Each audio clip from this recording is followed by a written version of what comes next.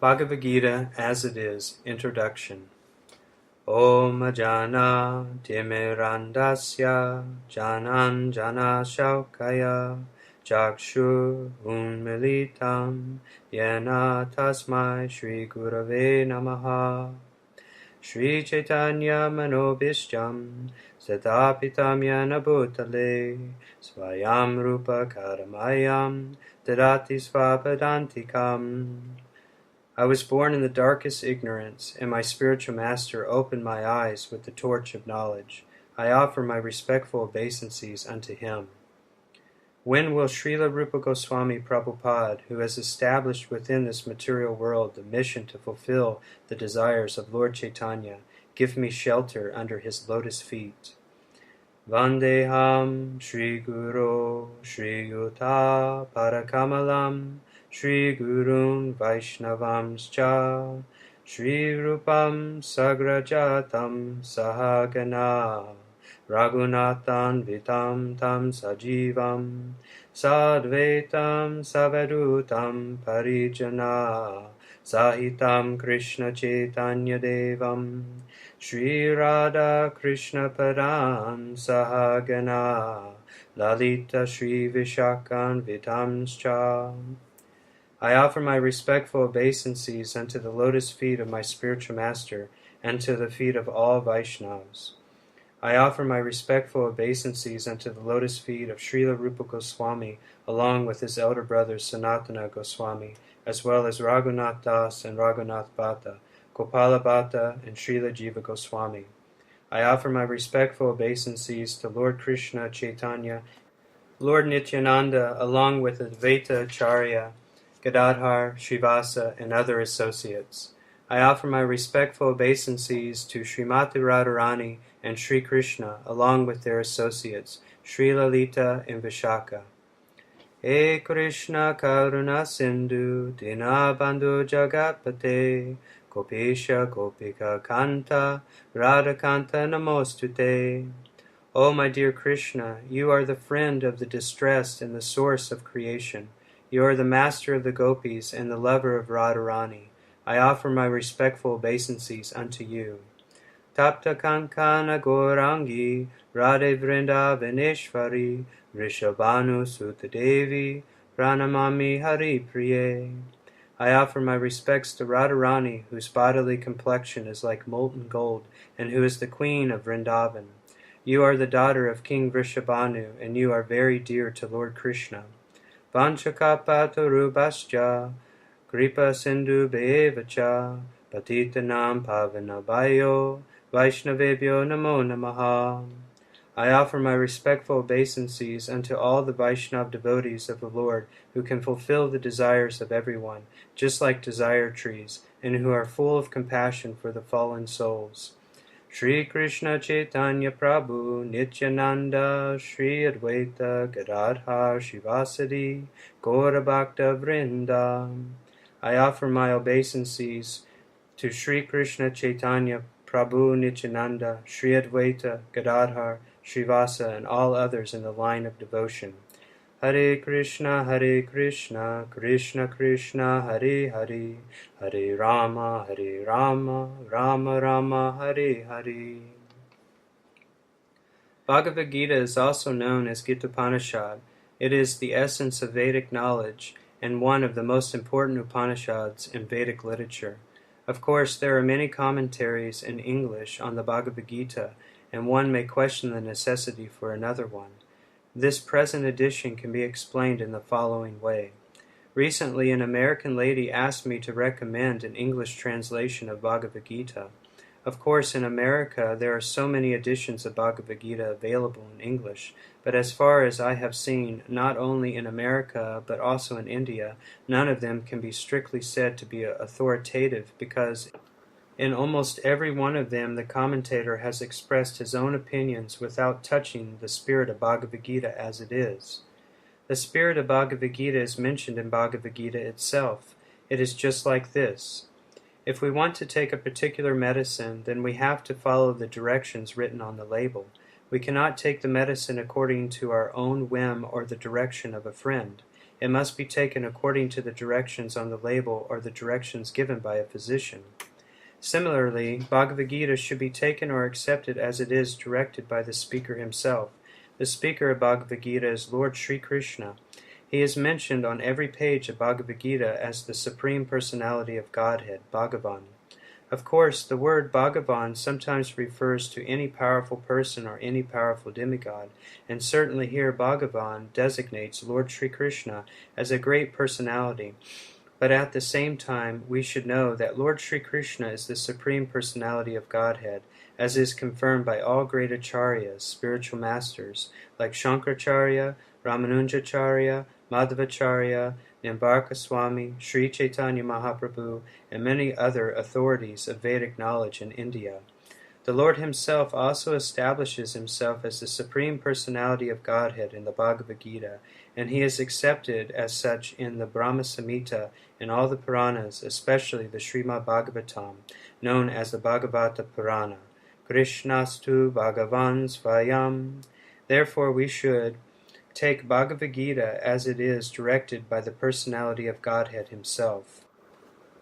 In the 4th chapter of the Gita, the Lord says, Imam vivasvate yogam proktavan aham avyayam vivasvan manave brahmanu ikshivakave pravit evam parampara praptam imam raja rishayo vidu sakalineha mahata yogo nashta prarantapo sa evam yam mayate diya yoga rokta puratanam bhakto sime saka jeti rahasyam hiyetarutamam. Here the Lord informs Arjuna that this system of yoga, the Bhagavad Gita, was first spoken to the sun god, and the sun god explained it to Manu, and Manu explained it to Ikshvaku, and in that way, by disciplic succession, one speaker after another, this yoga system has been coming down. But in the course of time it has become lost. Consequently, the Lord has to speak it again, this time to Arjuna on the battlefield of Kurukshetra. He tells Arjuna that he is relating this supreme secret to him because he is his devotee and his friend. The purport of this is that Bhagavad Gita is a treatise which is especially meant for the devotee of the Lord. There are 3 classes of transcendentalists, namely the jnani, the yogi, and the bhakta, or the impersonalist, the meditator, and the devotee. Here the Lord clearly tells Arjuna that he is making him the first receiver of a new parampara, disciplic succession, because the old succession was broken. It was the Lord's wish, therefore, to establish another parampara in the same line of thought that was coming down from the sun god to others, and it was his wish that his teaching be distributed anew by Arjuna. He wanted Arjuna to become the authority in understanding the Bhagavad Gita.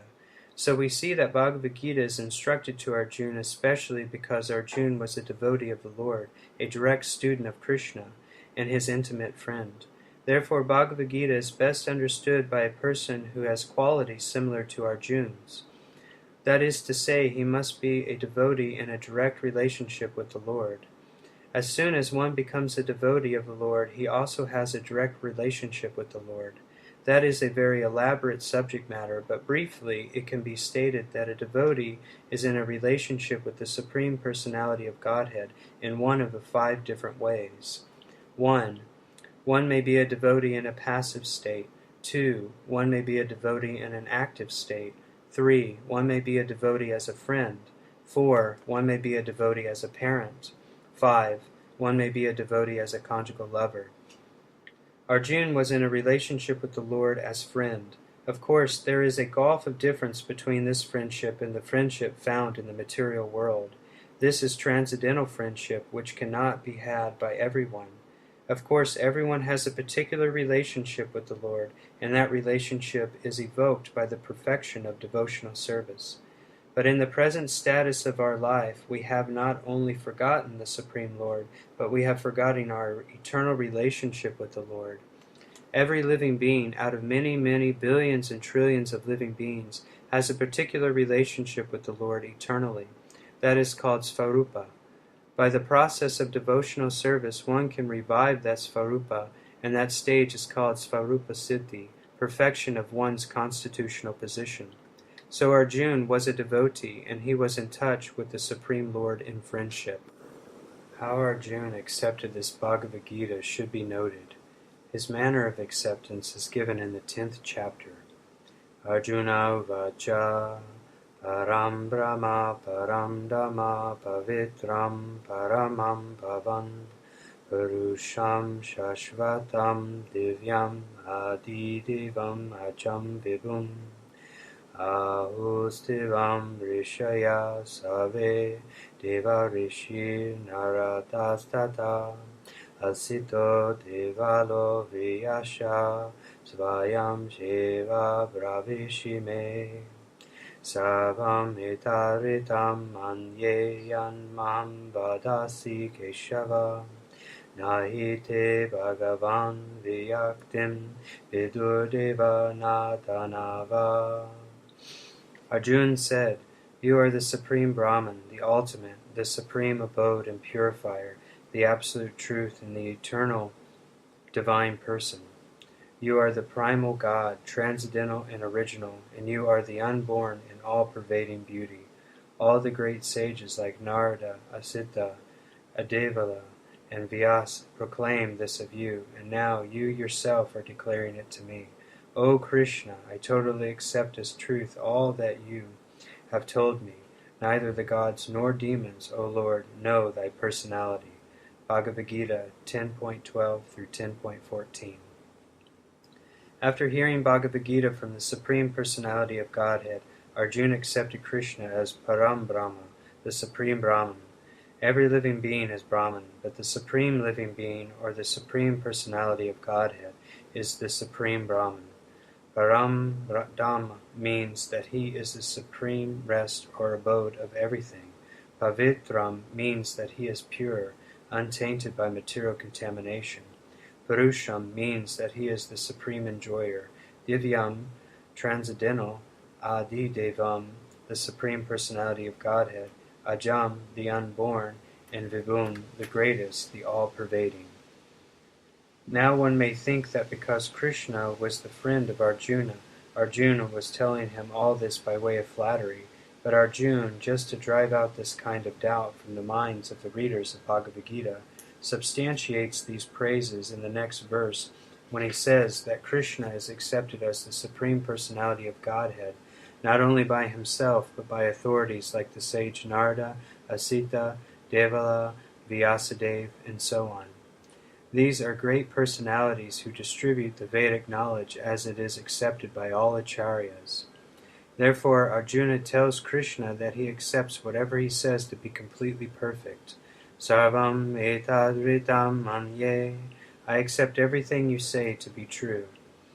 Arjuna also says that the personality of the Lord is very difficult to understand, and that he cannot be known even by the great demigods.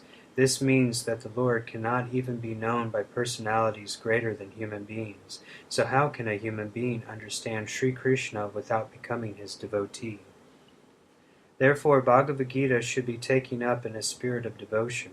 One should not think that he is equal to Krishna, nor should he think that Krishna is an ordinary personality, or even a very great personality. Lord Sri Krishna is the Supreme Personality of Godhead, at least theoretically, according to the statements of Bhagavad Gita or the statements of Arjuna, the person who is trying to understand the Bhagavad Gita. We should therefore at least theoretically accept Sri Krishna as the Supreme Personality of Godhead, and with that submissive spirit we can understand the Bhagavad Gita. Unless one reads the Bhagavad Gita in a submissive spirit, it is very difficult to understand Bhagavad Gita because it is a great mystery.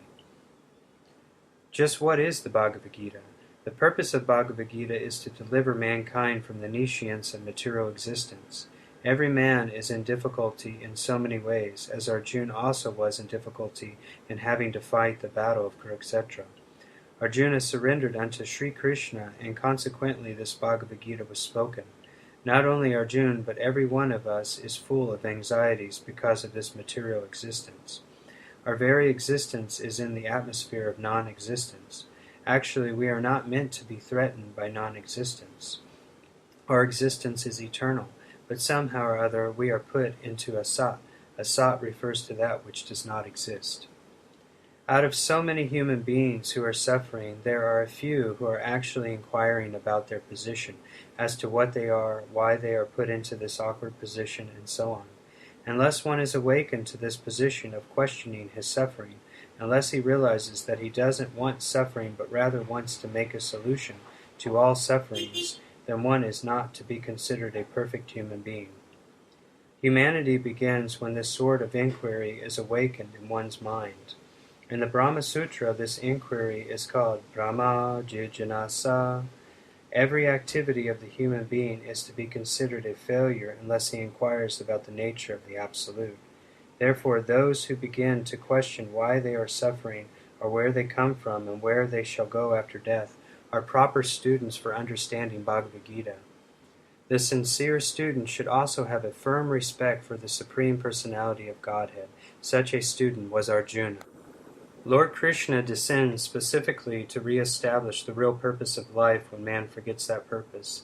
Even then, out of many, many human beings who awaken, there may be one who actually enters the spirit of understanding his position, and for him this Bhagavad Gita is spoken. Actually, we are all followed by the tiger of Nishians, but the Lord is very merciful upon living entities, especially human beings. To this end, he spoke the Bhagavad Gita, making his friend Arjuna his student.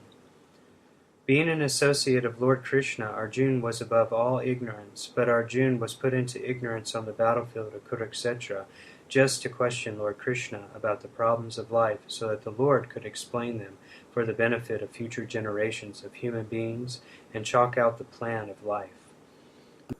Then men could act accordingly and perfect the mission of human life. The subject of the Bhagavad Gita entails the comprehension of 5 basic truths. First of all, the science of God is explained, and then the constitutional position of the living entities, jivas. There is Ishvara, which means controller, and there are jivas, the living entities which are controlled.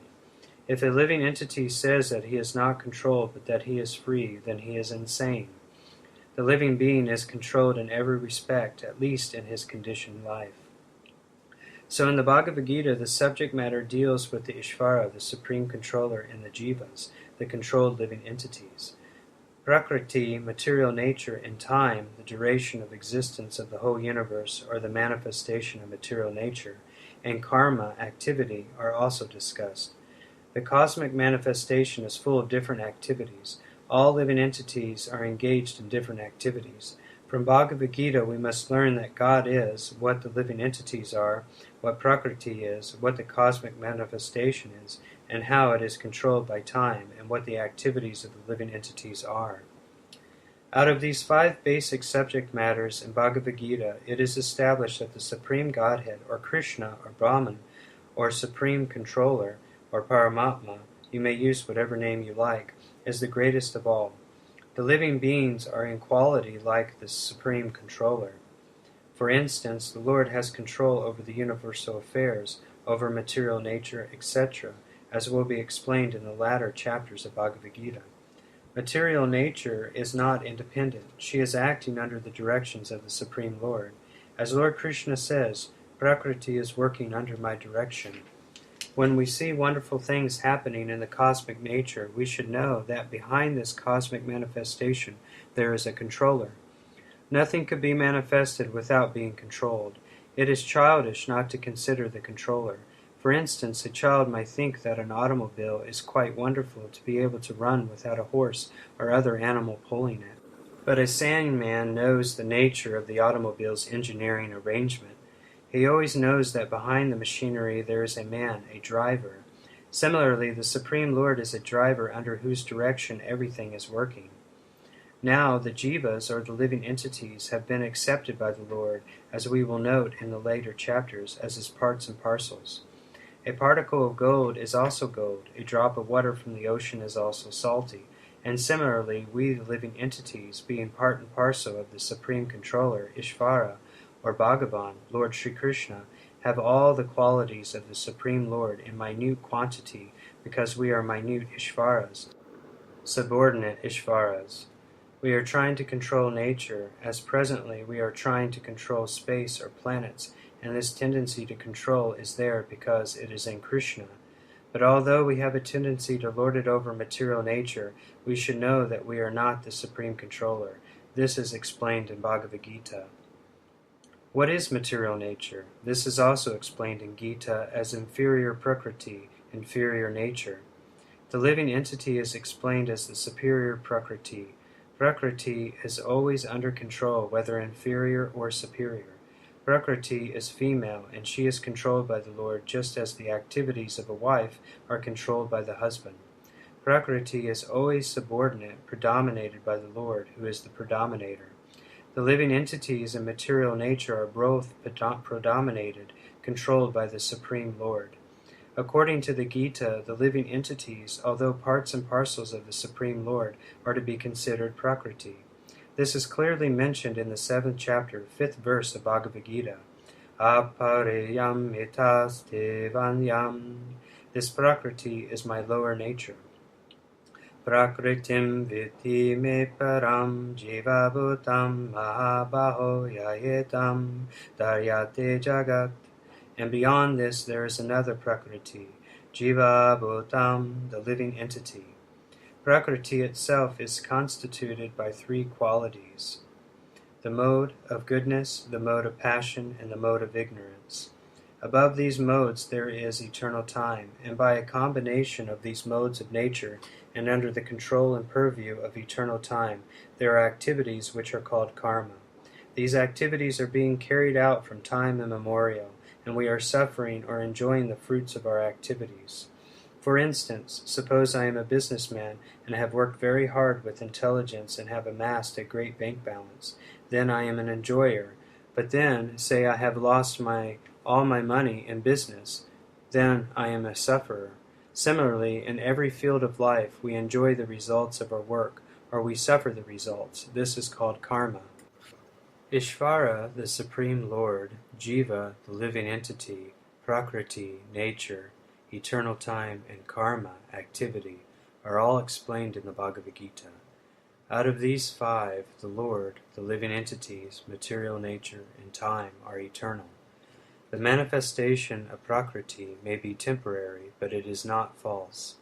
Some philosophers say that the manifestation of material nature is false, but according to the philosophy of Bhagavad Gita, or according to the philosophy of the Vaishnavas, this is not so. The manifestation of the world is not accepted as false. It is accepted as real, but temporary. It is likened unto a cloud which moves across the sky, or the coming of the rainy season which nourishes grains. As soon as the rainy season is over, and as soon as the cloud goes away, all the crops which were nourished by the rain dry up. Similarly, this material manifestation takes place at a certain interval, stays for a while, and then disappears. Such are the workings of Prakriti. But this cycle is working eternally. Therefore, Prakriti is eternal. It is not false. The Lord refers to this as my Prakriti. This material nature is the separated energy of the Supreme Lord, and similarly the living entities are also the energy of the Supreme Lord, but they are not separated. They are eternally related. So the Lord, the living entity, material nature, and time are all interrelated and are all eternal. However, the other item, karma, is not eternal. The effects of karma may be very old indeed. We are suffering or enjoying the results of our activities from time immemorial, but we can change the results of our karma or our activity, and this change depends on the perfection of our knowledge. We are engaged in various activities. Undoubtedly, we do not know what sort of activities we should adopt to gain relief from the actions and reactions of all these activities, but this is also explained in Bhagavad Gita. The position of Ishvara is that of supreme consciousness. The jivas, or the living entities, being parts and parcels of the Supreme Lord, are also conscious. Both the living entity and material nature are explained as Prakriti, the energy of the Supreme Lord, but one of the two, the jiva, is conscious. The other, Prakriti, is not conscious. That is the difference. Therefore the jiva prakriti is called superior because the jiva has consciousness which is similar to the Lord's. The Lord's is supreme consciousness, however, and one should not claim that the jiva, the living entity, is also supremely conscious. The living being cannot be supremely conscious at any stage of his perfection.